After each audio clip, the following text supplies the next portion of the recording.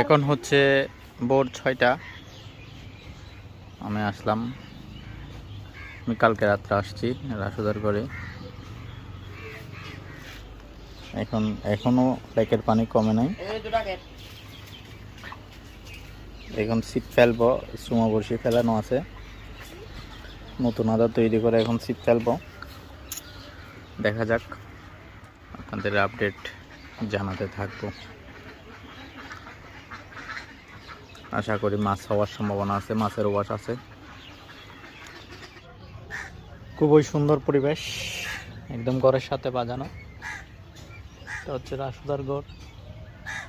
এখনো পরিমাণ মতো পানি কমে নাই, এই জন্য বাইরের চারাগুলোতে বসতে পারতেছি না।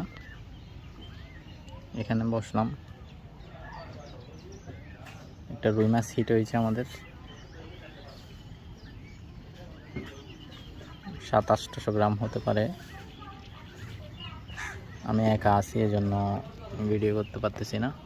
3টা ছিপ ফেললাম, দেখেন সুন্দর পরিবেশ, নিরিবিলি, কেউ নাই, আমি একা। এই জন্য মাছ তোলার সময় ভিডিও করা সম্ভব হচ্ছে না। তাদের আপডেট দিতে থাকবো।